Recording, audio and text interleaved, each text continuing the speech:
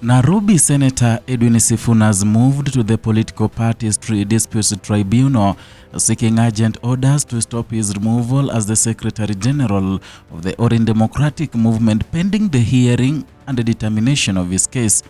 The application filed under a certificate of urgency on April 7, 2026 marks a significant escalation in an internal dispute within the Orange Democratic Movement, commonly known as ODM. At the heart of the matter is a resolution made by the party's National Executive Committee on February 11, 2026. That resolution seeks to remove Edwin Sifuna from his position as the Secretary General, a key administrative and political role within the party.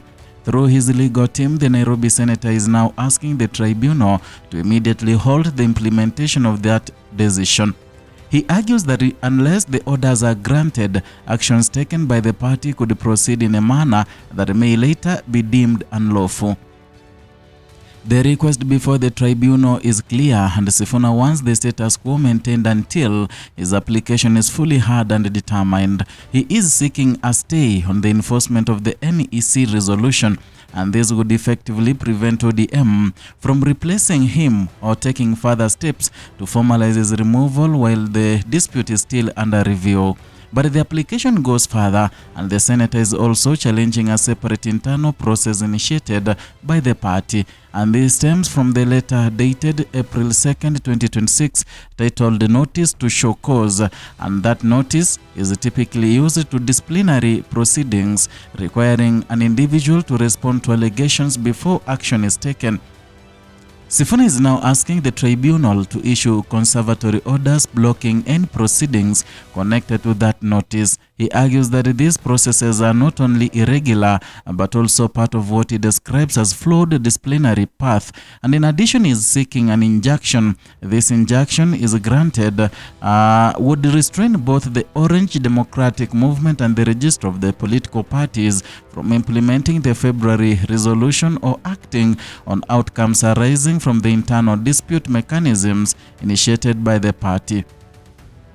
At the core of the Sifuna argument is the question of due process. He claims that the National Executive Committee reached its decision without placing the matter of his conduct on the meeting's official agenda. He further states that he was not notified on any allegations of misconduct prior to the decision being made. And importantly, he says he was not given an opportunity to respond or defend himself. And these claims form the basis of his legal challenge, and according to the application, such actions would amount to violation of established legal and constitutional standards governing administrative and also disciplinary procedures. Sifuna cites several legal provisions in support of his case, and among them is Article 74 of the ODM party constitution, which outlines procedures for the disciplinary action within the party. He also refers to Section 4 of the Fair Administrative Action Act, a law that guarantees fair administrative processes. And in addition, the Senator invokes Article 47 of the Constitution of Kenya, which protects the right to fair administration action. He further cites Article 38 of the Constitution, which guarantees political rights, including the right to participate in political activities and also hold office within a political party. Taken together, these provisions form a central pillar of his argument that the process leading to his removal was not only flawed but unconstitutional. In his supporting affidavit, Sifuna raises another concern. He argues that allowing the party to proceed with implementing the NEC resolution would result in unnecessary use of public funds. And this is because political parties in Kenya receive funding from the public purse. He claims that continuing with what he describes as an irregular process would amount to a waste of those resources, and this introduces a broader dimension to the dispute. And beyond internal party politics, the matter now touches on public accountability and the use of taxpayer funds.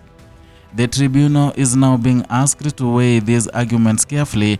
Its decision on whether to grant interim orders will be critical, and if the orders are granted, the implementation of the NEC resolution will be paused, effectively preserving Sifuna's position until the case is fully heard.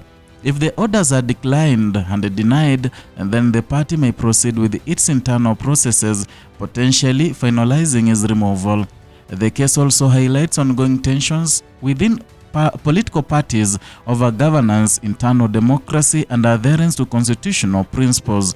And for ODM, a party with a long-lasting presence in Kenya's political landscape, the outcome of this dispute could have implications beyond the immediate leadership structure. It could shape how internal disciplinary matters are handled in the future.